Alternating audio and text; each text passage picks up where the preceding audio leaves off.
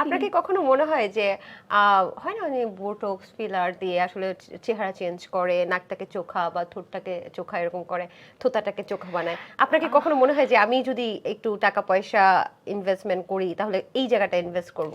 আমার কাছে মনে হয় আল্লাহ আমাকে এত সুন্দর করে বানিয়েছে, মানে আমার আমার চেহারার মধ্যে এত সুন্দর সুইটনেস আল্লাহ আমাকে দিয়েছে, আমি নিজেই অনেক সময় আল্লাহর কাছে কৃতজ্ঞতা স্বীকার করি। ওয়াও, আমার কাছে মনে হয় যে আমি অনেক সুন্দর, মাশাআল্লাহ, আল্লাহ আমাকে অনেক সুন্দর করে বানিয়েছে। আমি আল্লাহর দেওয়া সৃষ্টিতে আমি কখনোই নষ্ট করতে চাই না।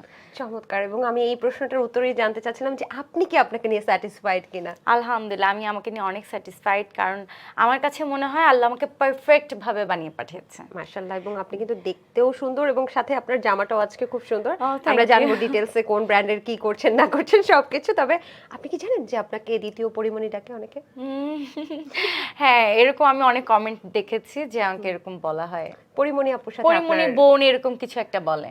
হ্যাঁ, আর অনেকে এটা বলে। বলার পিছনে কারণ হচ্ছে পরিমণি আর আমি যখন আমাদের কেরিয়ার ফার্স্ট স্টার্টিং, তো ওর সাথে আমি একটা ছবি করেছিলাম, আমরা যমজ বোনের একটা ছবি করেছি। আচ্ছা। এটা হচ্ছে চ্যানেল আইয়ের মন জান্না মনের ঠিকানা ছবি। হুম, হুম, হুম। তো ওখানে আমরা দুজন যমজ বোন ছিলাম, আমরা একই রকম ড্রেস পরতাম, একই রকম hair style, makeup, get up, all everything একই রকম। তো আমাদের দুজনকে দেখতেও একদম সেমই লাগতো।